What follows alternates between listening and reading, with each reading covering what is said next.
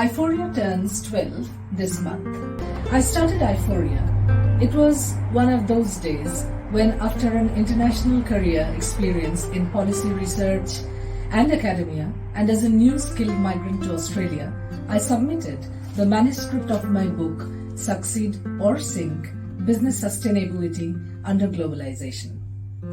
The book was published by Elsevier, United Kingdom, was based on my years of experience and aimed as business strategists, policymakers, and captured how organizations big and small handled the 2008 global financial crisis, while demonstrating how businesses and leaders should streamline their strategies, policies, and processes to remain sustainable in the future.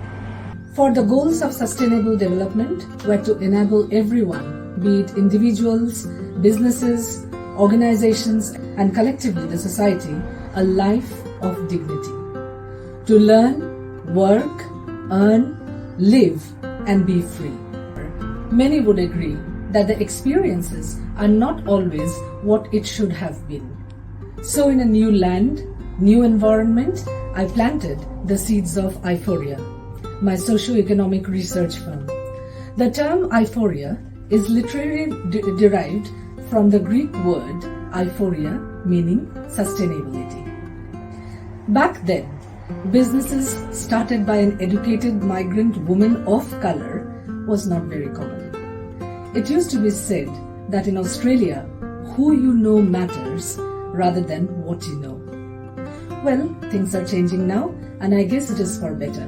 My global experiences and my conviction to move ahead helped in enduring the mountain of challenges that came along in this new land. I had choices to make, either to succeed or sink, and I happily chose the former.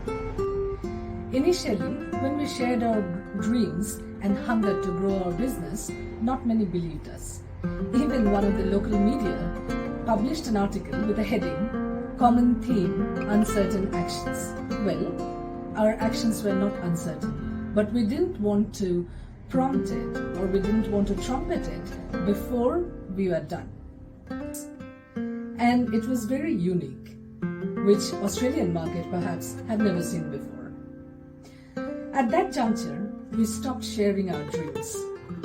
And as one of the renowned academicians would write, when you start your journey, you will be the majority of one. So diligently, patiently, with hard work, ethics, and integrity, yes, they may sound too bookish.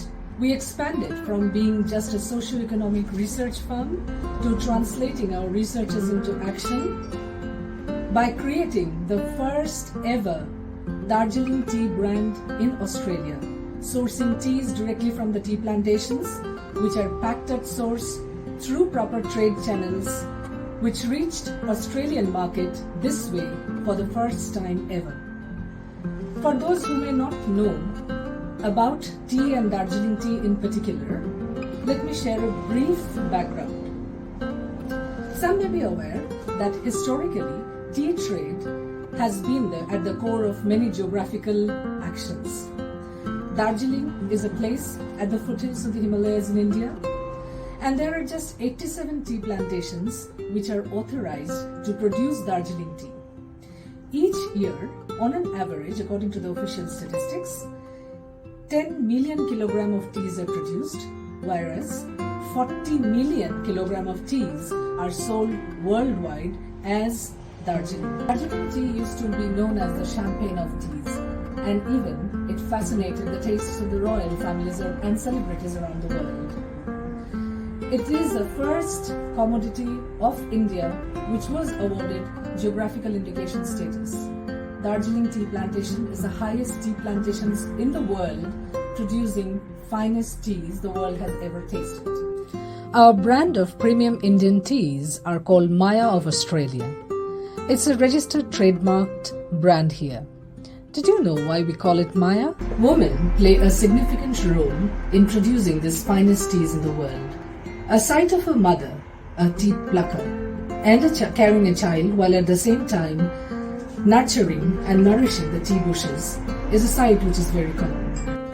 Thus, through the mother and child image on our products, which was derived from a painting created by a woman artist from the state, we paid our respect to all those women working in the tea gardens while nurturing both their human child as well as the industry. As you may note, art was always there with us, as we chose to communicate through it. Even some of our mundane research data was lucidly translated through art. Gradually, we entered deep into it, and quite like Darjeeling tea, we started nurturing traditional Indian arts, a few of them being near extinct art forms and most having geographical indication, that is, they originate from a specific region and are not created anywhere else in the world.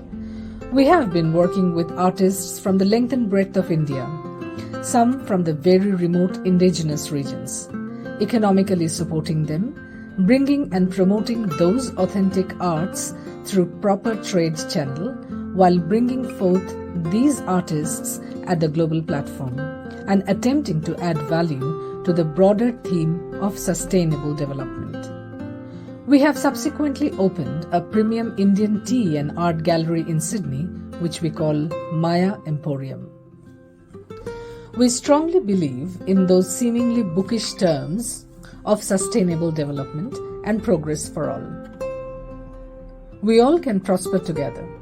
Unfortunately, there are visibly invisible forces who might be thinking otherwise.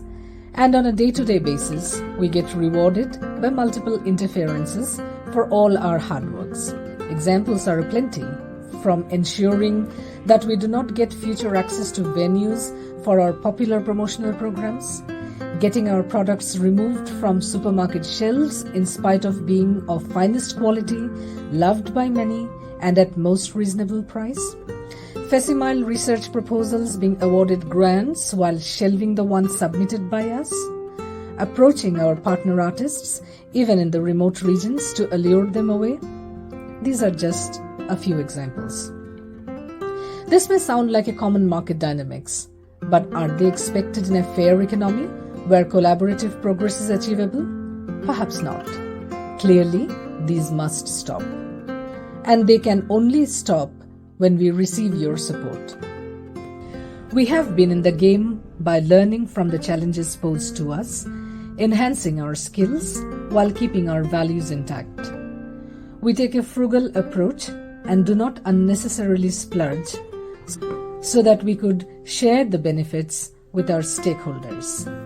Personally, I have long cultivated this habit of being first in many instances. For example, many years ago when I was in India, I was the only woman to progress to the final selection from the entire eastern region for gazetted officer ground duty role with the Indian Coast Guard. Nothing unusual these days perhaps, but it was in those times when women were not allowed to join the forces. Though finally it did not progress, but had it been otherwise, I would have been amongst the first cohort of women officers in the country. I still carry that letter. At Aei4eiA, we have been weaving a beautiful story of hard work, perseverance, quality products, and services in whatever we do. We want you in this journey. We dream big, but not at the expense of ethics and integrity. We know there might be twists and turns, more twists and turns because of our choice of action. We are fine with it. And remember, whatever we have dreamt of, we will achieve it. Because you are going to support us in doing that.